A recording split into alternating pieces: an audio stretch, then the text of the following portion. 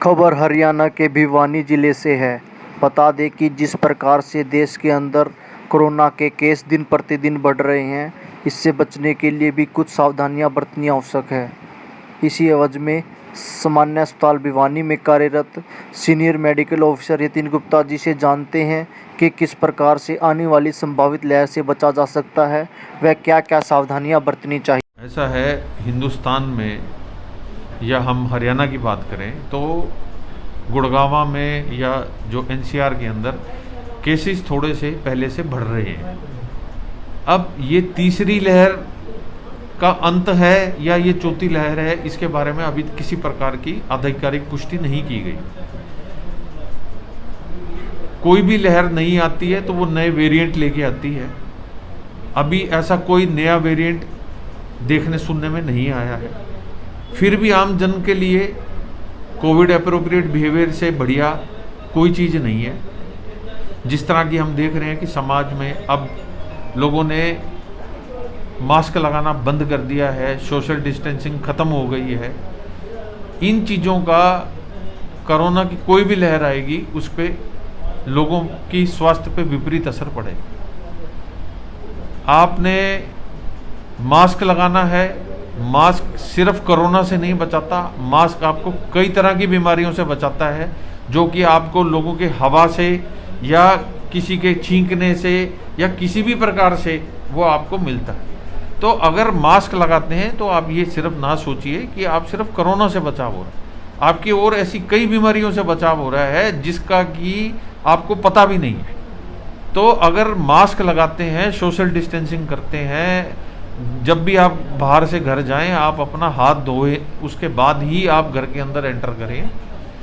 आप आज भी शादी ब्याह में जाते हैं तो आप इस बात का ध्यान रखें कि आप भीड़ भाड़ में फिर भी बचाव करें। बहुत ज़्यादा ज़रूरी हो तो जाएं, अन्यथा ना जाएं। देखो बात जैसे निकल के आई, कई जैसे कहते हैं कि N95 मास्क है, उससे ही कोरोना से बचा जा सकता है। जैसे मतलब वो कोरोना से रोकने का वो एक साधन माना जाता है मेन। तो क्या ऐसा होता है कि जो सिंपल मास्क होते हैं उनसे क्या कोरोना नहीं रोका जा सकता? ऐसा है, N95 मास्क इस बात में कोई दो राय नहीं कि किसी भी प्रकार की वायरस से आपको नॉर्मल सर्जिकल मास्क से बचाव में ज़्यादा मदद करता है। मगर N95 मास्क आम तौर पे हेल्थ केयर प्रोफेशनल्स के लिए ही लिखा जाता है, क्योंकि उनका एक्सपोजर रेट बहुत ज़्यादा होता है। आम जनता अगर सर्जिकल ट्रिपल लेयर मास्क भी लगाए तो उसमें काफ़ी हद तक उनका बचाव हो जाता है, क्योंकि आम जनता को इस तरह से कोरोना के मरीज नहीं मिलते जितने कि हेल्थ केयर प्रोफेशनल्स को मिलते हैं। तो आम हेल्थ केयर प्रोफेशनल्स के लिए N95 मास्क ज़्यादा ज़रूरी है, या ऐसे कर्मचारियों के लिए ज़्यादा ज़रूरी है जिनका डायरेक्ट कॉन्टैक्ट कोरोना के मरीजों से होने की संभावना ज़्यादा रहती है। आम जन के लिए अगर वो ट्रिपल लेयर सर्जिकल मास्क भी लगाएंगे तो उससे काफ़ी हद तक बचाव होगा।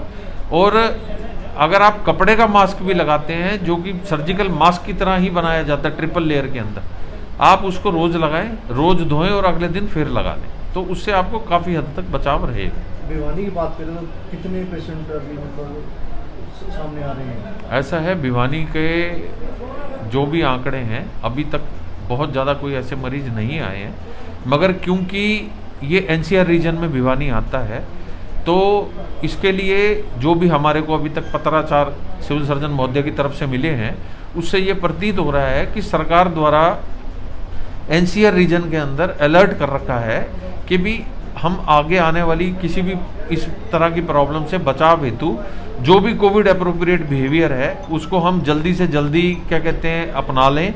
दूसरा, कोविड वैक्सीनेशन के लिए जो भी हमें सिविल सर्जन महोदय से आदेश प्राप्त हो रहे हैं उससे यही है कि आप अपनी वैक्सीनेशन पूरी करिए। जिसने पहली नहीं लगाए पहली लगवाएं, जिसने दूसरी नहीं लगवाई दूसरी लगवाएं, जिसने बूस्टर डोज नहीं लगवाई है वो बूस्टर डोज लगवाएं, जो बच्चों के लिए अलग अलग डोज आ रही हैं वो बच्चे लगवाएं।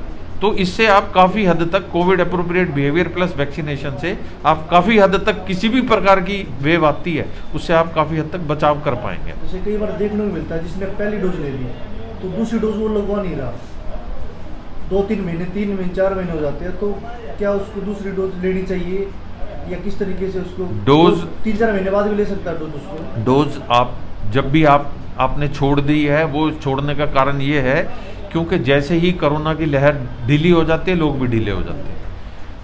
अब ये स्वाभाविक हर आदमी का यही व्यवहार रहता है किसी भी बीमारी के लिए, मगर क्या है क्योंकि अलग अलग अगर हम विदेश की बात करें तो वहाँ कोरोना दोबारा से फैलना शुरू हो गया है। तो उससे भी अगर हम आज की डेट में या पीछे से हम सबक लेते हैं तो समझदारी इसी में ही है कि हम जल्दी से जल्दी अपना वैक्सीनेशन का जो भी सरकार द्वारा निर्धारित शेड्यूल है वो पूरा करें।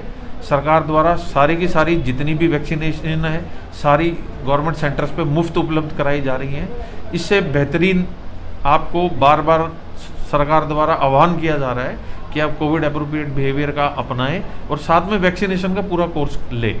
तो इससे सिर्फ समाज का भला है, इसमें किसी प्रकार का कोई भी नुकसान किसी का भी नहीं होता।